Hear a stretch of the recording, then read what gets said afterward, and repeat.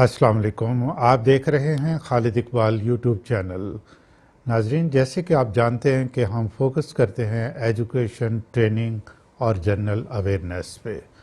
नाजरीन, किसी भी जमहूरी रियासत के 3 अहम सतून होते हैं: इंतज़ामिया, मुकन्ना और अदलिया। पिछले 10-12 सालों के दौरान इलेक्ट्रॉनिक मीडिया बड़े पावरफुल तरीके से उभर कर सामने आया है और मीडिया को रियासत का चौथा स्तून लोग कहना शुरू हो गए हैं। आज जो सूरत हाल नज़र आ रही है, मीडिया बाकी तीनों स्तूनों से ज़्यादा पावरफुल नज़र आता है और वो आवाम के ज़हनों को ज़्यादा मुतासर कर रहा है। आवाम की मालूमात के लिए ज़रूरी है कि इन चारों सतूनों का स्टेट क्राफ्ट के अंदर क्या रोल है, उसका जायज़ा लिया जाए और उनका क्या रोल होना चाहिए, वो रोल क्या अदा कर रहे हैं, इस पे गुफ्तगू करने के लिए हमारे साथ आज जो शख्सियत मौजूद हैं वो उनका ताल्लुक़ मीडिया और अदलिया से है। आज हम उनसे अदलिया के बारे में बात करेंगे और अगले प्रोग्राम में इंशाल्लाह उन्हीं से मीडिया के बारे में बात करेंगे और वो शख्सियत हैं बैरिस्टर एहतशाम अमीरुद्दीन। अस्सलाम वालेकुम। वालेकुम अस्सलाम, थैंक यू। पहले आपके टाइम का बहुत शुक्रिया। मुझे मालूम है कि आप इस्लामाबाद में मसरूफ़ होते हैं, आपने हमारे लिए वक्त निकाला, really grateful. Thank you very much for inviting me. Barrister Ehtesham, इंसाफ करना जी। और वक्त पर इंसाफ करना अदलिया का बुनियादी फरीज़ा है। World justice project rule of law index 2021 के मुताबिक पाकिस्तान की इंसाफ की फराहमी में 126वीं पोजीशन है जी। और ये तकरीबन 130 कंट्रीज से डाटा कलेक्ट किया गया। तो पाकिस्तान की जो इतनी नीचे यानी पुअर परफॉर्मेंस है, इसकी वजह आप क्या देखते हैं? बहुत सारी वजूहात हैं।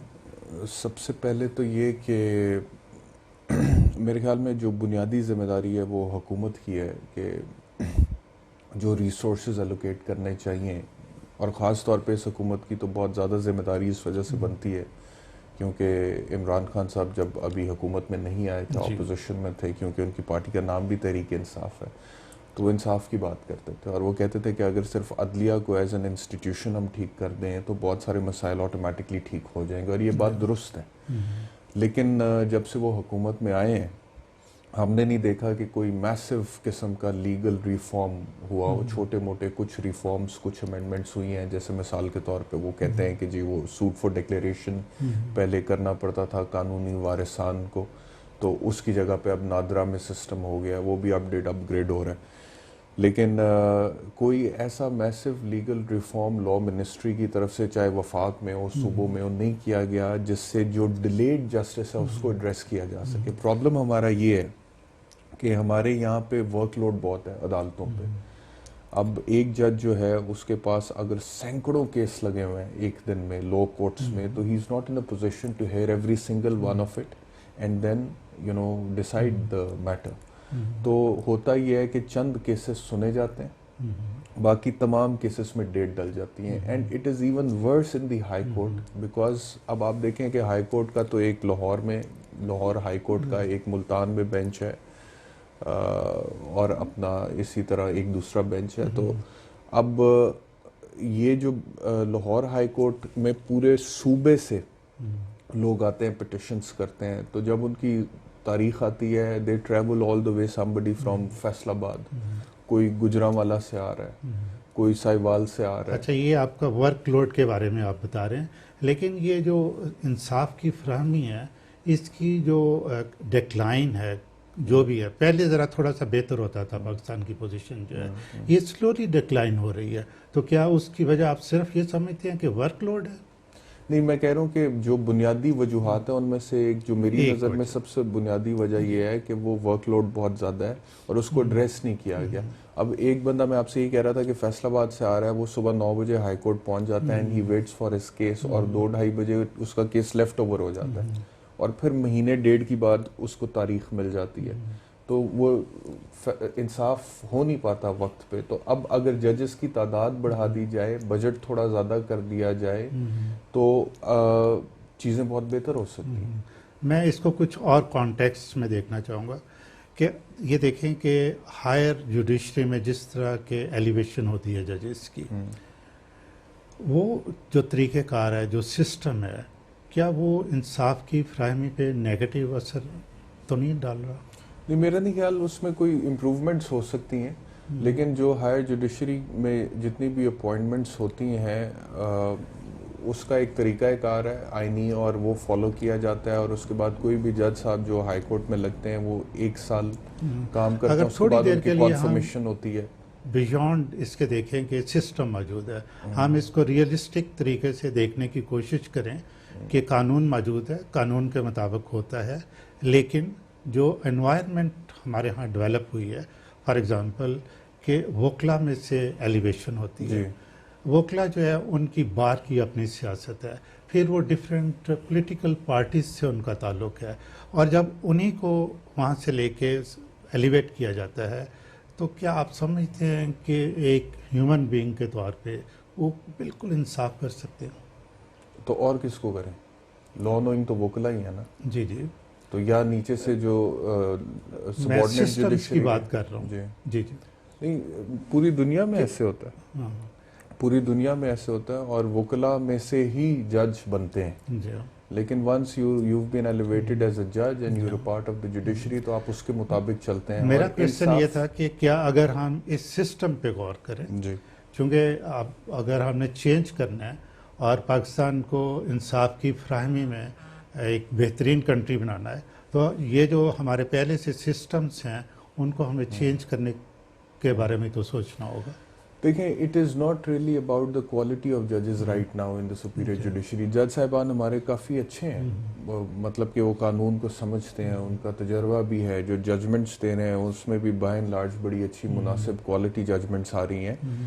مسئلہ یہ ہے کہ ایک جج کتنے کیسز کر سکتا ہے. مثال کے طور پہ میں پچھلے دنوں ہائی کورٹ کے ایک جج صاحب کے ساتھ ان کے چیمبر میں تھا، تو وہ مجھے بتا رہے تھے کہ میں نے جو پچھلا مہینہ میرا گیا ہے اس میں اگر میں دیکھوں تو ایک دن میں نے 21 کیسز ڈیسائیڈ کیے آن ایوریج. مطلب کہ اس سے زیادہ ہیومنلی پاسبل نہیں ہے ان کے لیے، ایک دن میں 21 کیسز ڈیسائیڈ. لیکن اس کے باوجود جو بیک لاگ آف کیسز ہے وہ اتنا زیادہ ہے دیٹ میں باقی لوگوں کی سماعت کی وہ گنجائش ہی نہیں بچتی ہے، میں سن ہی نہیں سکتا اور فیصلہ نہیں کر سکتا. تو پرابلم رائٹ ناؤ، آپ وہ جو بات کر رہے ہیں نا اپوائنٹمنٹ کی بھی، کوئی 19 20 21 کا فرق ہوتا ہے، ٹھیک ہے، اور جج صاحبان کی جو انٹلیکٹ ہے یا ان کی انڈرسٹینڈنگ آف لا ہے اس میں بھی فرق ہوتا ہے. لیکن اگر اس کو آپ دیکھیں کہ ہمارے بیسٹ ججز جو ہیں اور جو اتنا اچھا، مثال کے طور پہ اگر آپ کیٹیگرائز بھی کر لیں جج صاحبان کو، تو جو آپ کو لوئسٹ لیول پہ بھی نظر آئیں گے وہ بھی ایسے نہیں ہے کہ وہ مستحق یا ڈیزرو نہیں کرتے ہیں اس سیٹ کو، وہ ڈیزرو کرتے ہیں. It is not about the quality of ججز، it is more about the functioning of the system. It is the administrative problem. نہیں تو یہاں پہ تو آپ دیکھیں کوالٹی کا جہاں تک تعلق ہے، آکسفورڈ سے، ہارورڈ سے، کیمبرج سے پڑھے لکھے لوگ بھی اس وقت ججز ہیں سپیریئر جوڈیشری کے، ٹھیک ہے، اور پنجاب یونیورسٹی سے جنہوں نے LLB کیا ہے وہ بھی ہیں. لیکن اس کا یہ مطلب نہیں ہے کہ ان کی کوئی انڈرسٹینڈنگ کم ہے، ٹھیک ہے. تو اچھا، ایک انوائرمنٹ ہوتی ہے جس کے اندر لوگ جو نا کام کر رہے ہوتے ہیں، ظاہر ہے ججز ہیومن بینگ ہے، وہ بھی اسی طرح اس انوائرمنٹ میں کام کر رہے ہیں. اور یہ جو ہمارے ججز ریمارکس دے رہے ہوتے ہیں ڈیورنگ سماعت، اور اس کے بارے میں آپ کیا کہتے ہیں کہ کیا یہ کوئی منفی طریقے سے اثر انداز نہیں ہوتا انصاف پہ؟ لوگوں کے جو لوگ اس کو کیسے دیکھتے ہیں؟ لوگوں کو ایک انسائٹ مل جاتا ہے کہ عدالت کے ذہن میں کیا چل رہا ہے اور کیا فیصلہ ہو سکتا ہے پاسبل. پہلے ان ریمارکس کا، پہلے بہت زیادہ ریمارکس دیے بھی نہیں جاتے تھے. اب ریمارکس جب سے افتخار چودھری صاحب کا جوڈیشل ایکٹیویزم ہوا اس کے بعد سے زیادہ ریت ڈل گئی ریمارکس دینے والی. لیکن پہلے اگر کبھی دیے بھی جاتے تھے مثال کے طور پہ تو وہ رپورٹ نہیں ہوتے تھے، میڈیا لائیو کوریج نہیں کر رہا ہوتا تھا تو لوگوں تک نہیں پہنچتے تھے. کوئی چھوٹی موٹی بات اخبار میں چھپ جاتی تھی، اس کے ذریعے لوگوں تک اب تو یہ ہے کہ ادھر ریمارک ایک آتا ہے عدالت کی طرف سے، فوری طور پہ وہ جی ٹکر کے طور پہ آنا شروع ہو جاتا ہے. تو وہ چیز جو ہے سامنے ہے، بالکل ہے. اور اس میں یہ ہے کہ میں سمجھتا ہوں کہ ججز کی ذمہ داری ہے کہ جوڈیشل ریسٹرینٹ ایکسرسائز کرنا چاہیے. کوئی ایسا ریمارک جس سے مثال کے طور پہ کیس کی صحت پہ کوئی فرق پڑ سکتا ہے، اسے اوائڈ کرنا ویسے یہ عوام میں اور خاص طور پہ ایڈمنسٹریشن میں یہ جو ایک امپریشن ہے وہ یہ ہے کہ اس طرح کے ریمارکس جو ہیں یہ ایڈورسلی افیکٹ کرتے ہیں انصاف کو جو نا. What is your take on it? اب میں سمجھتا ہوں کہ اوائڈ کرنا چاہیے، جوڈیشل ریسٹرینٹ ایکسرسائز. اچھا ایک اور ہم بات کرتے ہیں، یہ ہم نے ججز کی بات کر رہے تھے، وکلا کی بات کرتے ہیں جی کہ وکلا کا بھی انصاف کے اندر جو نا بڑا اہم کردار ہے. اور اب آپ دیکھیں کہ وکلا کا بیہیویئر تقریباً 10-12 سالوں سے اس طرح کا ہے کہ وہ بہت زیادہ لڑائی جھگڑے کرتے ہیں، ججز کی مار کٹائی تک جو ہو جاتی ہے. ایون سپیریئر جوڈیشری میں ججز کو کچھ نہ کچھ تھریٹس جو نا وہ دیتے ہیں وکلا جو ہے. تو یہ جو ہے یہ کس طریقے سے پورا جو اب ورڈ پہ ہمیں دیکھا جا رہا ہے ہماری جوڈیشری کو، تو یہ جو وکلا کا رویہ ہے یہ کس طرح انصاف کی فراہمی پہ اثر انداز ہو رہا ہے؟ ایک تو یہ کہ پوری کمیونٹی ایسی نہیں ہے، بائی اینڈ لارج کمیونٹی میں بڑے اچھے وکیل ہیں جو کہ رول آف لا کے مطابق چلتے ہیں، اور وکلا کے حوالے سے اگر آپ دیکھیں تو ان کو تو کہا جاتا ہے the guardians of constitution and democracy. ٹھیک ہے، ہاں لیکن یہ بات ضرور ہے کہ کچھ لوگ ایسے ضرور ہیں جو کچھ واقعات ایسے ضرور ہوئے ہیں اور ان کی مذمت کی جانی چاہیے. اور باقی یہ ہے کہ بار کاؤنسلز کی رسپانسبلٹی ہے کہ وہ اس کا بیڑا اٹھائیں. اور اب انہوں نے کچھ طریقہ کار کافی سخت بھی کر دی ہیں. لائسنس وغیرہ ملنے سے پہلے وہ لاگ ایکٹ کا ٹیسٹ وغیرہ ہوتا ہے، اور اس کے بعد بھی once you get the licence تو اس کے بعد پنجاب بار کاؤنسل بھی اب تھوڑی فعال ہے اس حوالے سے، ڈسپلنری معاملات کے حوالے سے. تو اگر اس طرح کا کوئی معاملہ ہو تو it should be taken to task, اس میں تو کوئی شک نہیں ہے. باقی یہ ہے کہ اوور آل جس کنڈیوسو انوائرمنٹ کی آپ بات کر رہے تھے نا، وکیل بھی انسانی ہے، وہ بھی اس سے افیکٹ ہوتا ہے. تو بہت دفعہ ایسا ہوتا ہے کہ آپ لوور کورٹس میں جائیں، it seems like a fish market. اس میں ایک دن میں اگر 300 کیس لگا ہوا ہے ایک کورٹ میں، اور وکیل صاحب جو ہیں ان کو ایک فیس دی ہے کلائنٹ نے، اور اس کے بعد کلائنٹ کا پریشر ہے. As a lawyer I can relate to that کہ کلائنٹ کا پریشر ہے کہ سر میں تانوں فیس دیتی، اینی دیر ہو گئی ہے، آپ میرے کیس کا فیصلہ ہی نہیں کروا سکے. تو وہ وکیل صاحب پہ بھی ایک پریشر ہوتا ہے. تو وہ پھر جاتے ہیں، وہ دیکھتے ہیں کہ سسٹم اگر کام ہی نہیں کر رہا، وہ جیم ہوا ہوا ہے، تو فرسٹریشن میں آ کے وکلا بھی، کیونکہ وہ انسان ہے، پھر ماحول آپ دیکھیں نا وہاں پہ جا کے، sometimes there is not even any proper place to stand and argue your case. And even if you arguing the case, تو کئی دفعہ ایسا ہوتا ہے کہ اتنا شور ہے پیچھے that there is no discipline. How can you even focus or concentrate on the argument and address the presiding officer with respect to a certain legal point. ٹھیک ہے، when there is the environment is totally اچھا آپ یہ دیکھیے گا، یہ جو آپ کہہ رہے ہیں بالکل ٹھیک ہے، اسی طریقے سے رپورٹ کیا جا رہا ہے اور یہ فیکچوئل پوزیشن ہے. تو پوری دنیا، میرے صرف کہنے کا مقصد یہ تھا کہ اس میں چیدہ اگر کوئی واقعہ اس طرح کا ہو جاتا ہے تو اس میں ضرور اس کی مذمت کی جانی چاہیے. It should be taken to task, but at the same time we should not label the entire community کہ پوری کمیونٹی ایسی ہے، یا زیادہ تر وکیل کرتے ہی ایسے ہیں، کیونکہ سب ایسے نہیں ہیں یا زیادہ تر ایسے نہیں ہیں. کچھ لوگ جو ہیبیچول ہیں ان کے حوالے سے آپ کی بات ٹھیک. اچھا ویسے یہ ہے کہ آپ ایک وقت تھا کہ یہ وکلا جو ہیں انہیں قانون دان سمجھا جاتا تھا، بلکہ کہا جاتا تھا، اور ان کی بہت عزت ہوتی تھی. میں اپنے اسکول کی ایج سے آنورڈ جب دیکھتا ہوں تو میں دیکھتا ہوں کہ جو بھی وکیل ہوتا تھا اور اس نے کالا کوٹ پہنا ہوتا تھا تو لوگ اس سے رائے لیتے تھے، اور وہ بھی فری آف کاسٹ جو ہے اپنی لوکیلٹی کے اندر لوگوں کو گائیڈ کر دیا کرتے تھے، اور بڑی عزت ہوتی تھی ان کی. لیکن آپ یہ دیکھیں کہ معاشرے میں اس طرح اخلاقی ڈکلائن کی وجہ سے دنیا جو ہے ہمارا، جب ہم دیکھتے ہیں کہ ہم انصاف کی فراہمی میں ہماری جوڈیشری جو ہے 126ویں نمبر پہ 130-32 ملکوں کے اندر، تو ایک ہزیمت کی بات تو ہوتی ہے. تو ہمیں کیا سوچنے کی بات ہے کہ یہ کس کو سوچنا چاہیے؟ کیا یہ ججز کو اور بار کو بیٹھ کے اس پہ سوچنا نہیں چاہیے کہ ہم کچھ ایسا کریں کہ ہمارا امپریشن یہ نہ ہو اور ہم لوگوں کو انصاف بھی وقت پہ مہیا کر سکیں؟ بالکل سوچنا چاہیے، اس میں تو کوئی دو رائے نہیں ہے. سوچنا چاہیے، اور اس کے اوپر صرف سوچنا نہیں چاہیے بلکہ باقاعدہ طور پہ کوئی اسٹریٹجی بنا کے اس کو امپلیمنٹ کرنا چاہیے.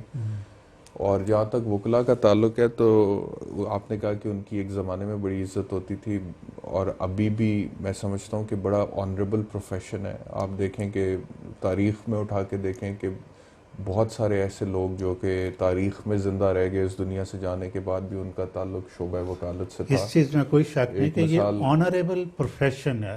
جی ٹیچنگ بھی جیسے بہت آنریبل پروفیشن ہے، لیکن یہ جو ہمارا انحطاط ہے سوسائٹی کے اندر، وہ اس میں تو تقریباً ہر اوور آل شعبہ معاشرے میں ہر جا شعبے میں ہی آیا ہے. جا آپ سیاستدانوں جا کی کوالٹی دیکھ لیجئے. اچھا، ایک اور بہت امپورٹنٹ جی کویسچن جو ہے، یہ جب بھی ہم لوگ بیٹھے ہوتے ہیں، بلکہ سمجھے کہ مجھے موقع ملتا ہے انٹلیکچوئلس کے ساتھ بیٹھنے کا، تو بینچ اور بار کی بات چلیں کہ پہلے یہ ہوتا تھا کہ ججز جب یوں ہی وہ ایک ایلیویشن ہوتی تھی اور جج بنتے تھے، وہ اپنے آپ کو ڈسٹنس کر لیتے تھے بار سے. اب ہمارے ججز جو ہیں وکلا کی محفلوں میں جاتے ہیں، وہاں جا کے تقریریں کرتے ہیں. کیا یہ بینچ اور بار کے درمیان جو ہے ایک بالکل وال لائک دیواریں چین نہیں ہونی چاہیے کہ جی اب ہم جج بن گئے ہیں، اب اس طریقے سے جو نا ہم آپ سے فریلی مکس نہیں ہو سکتے، تاکہ پبلک جو ہے وہ یہ دیکھے کہ یہ جو جج کے منصب پہ بیٹھے ہیں، یہ ان کی کوئی دوستی نہیں، کچھ نہیں ہے، اور یہ انصاف کریں گے قانون کے مطابق. آئیڈیلی اسپیکنگ تھوڑا ڈسٹنس زیادہ ہونا چاہیے، لیکن یہ ہے کہ بار اور بینچ آپ دیکھیں اگر وہاں پہ جائیں اور ان تقریبوں کا حصہ، تقریبات کا حصہ بنے سنیں، تو وہ یہ کہتے ہیں کہ بینچ اور بار ایک ہی گاڑی کے دو پہیے ہیں. کیا یہ غلط بات نہیں ہے؟ میرا خیال ہے کہ وہ اس سینس میں کہا جاتا ہے کہ انصاف کے حصول کو ممکن بنانے میں دونوں کا بڑا اہم کردار ہے. اس چیز میں تو کوئی اور شک نہیں بینچ ہے. اور بار دونوں they have to work in harmony with one another. ایک دوسرے کے ساتھ چلنا، ایک دوسرے کے ساتھ کوآپریٹ کرنا بہت زیادہ ضروری ہے. ہاں، لیکن اگر آپ اس پوائنٹ آف ویو سے بات کر رہے ہیں کہ اگر عوام کے ذہن میں یہ بات آتی ہے کہ مثال کے طور پہ جو بار کے عہدے داران ہیں، بار کے فنکشنز میں تو جوڈیشری کے ممبرز جاتے ہیں اور ان کو وہاں پہ انوائٹ کیا جاتا ہے، تو پروفیشنل کیپیسٹی میں کسی ایسے ایونٹ میں جو کہ پروفیشنل نوعیت کے جانے میں کوئی اعتراض نہیں. میں تو ویسے یہ سمجھتا ہوں کہ ذاتی طور پہ اگر مثال کے طور پہ ججز بھی انسان ہیں، اگر کسی وکیل سے یا مثال کے طور پہ مجھ سے آپ سے کسی جج کی دوستی ہے یا رشتہ داری ہے، تو ہم انہیں انوائٹ کرتے ہیں اپنے گھر پہ کھانے پہ یا فنکشن پہ یا شادی پہ، تو ان کا حق ہے کہ وہ آئیں اور اٹینڈ کریں. ہاں، لیکن یہ کانفیڈنس ہونا چاہیے ہمیں، اور انہیں اپنی جو ریپوٹیشن ہے وہ اتنی ابو بورڈ ہونی چاہیے کہ لوگوں کو پتہ ہو کہ اس طرح کی جگہوں پر جانے سے ان کے فیصلوں پر اس کا کوئی اثر نہیں پڑے گا.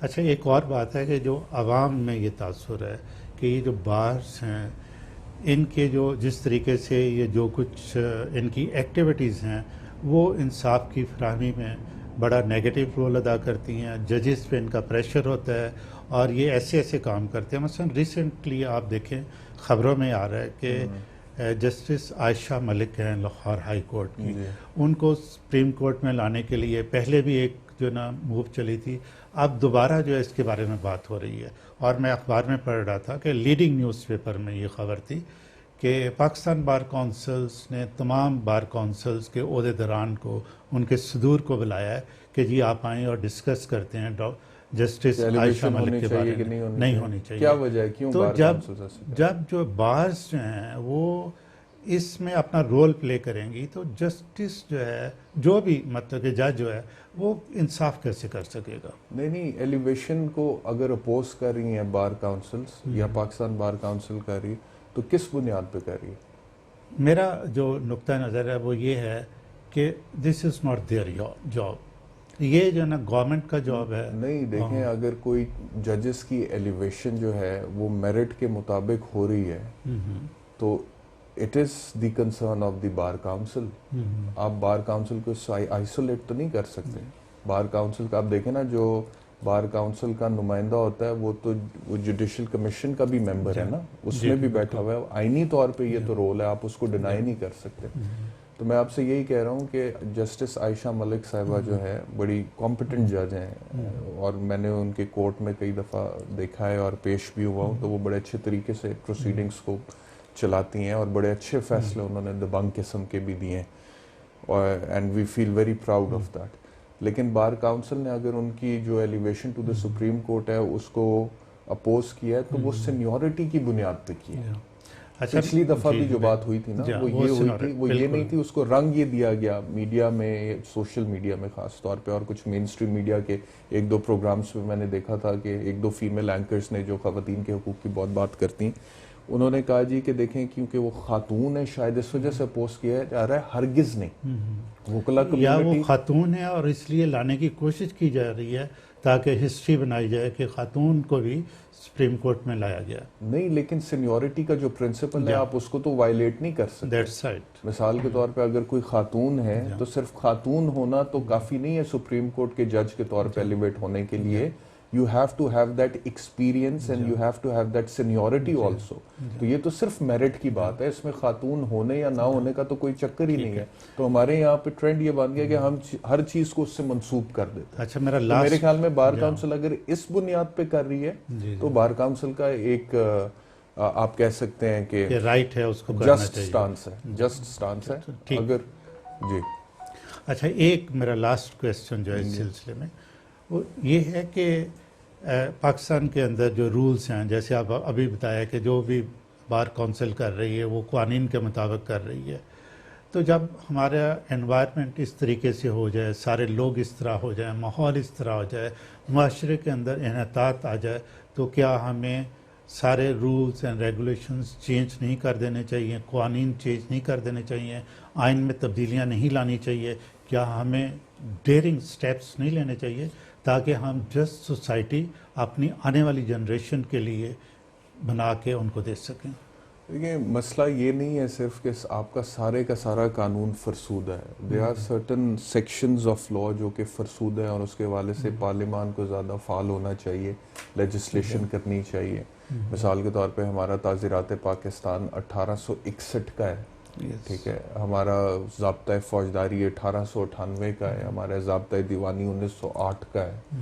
تو پارلیمان کو زیادہ فعال ہونا چاہیے. ہماری وہ ہم نے جب کانسٹیٹیوشن پڑھا تھا تو اس میں ہمیں بتایا گیا تھا کہ کانسٹیٹیوشن جو ہے it is a living organism, ایک جاندار چیز ہے, اور یہ تبدیل ہوتا ہے بدلتے ہوئے زمانے کے ساتھ, ٹھیک ہے.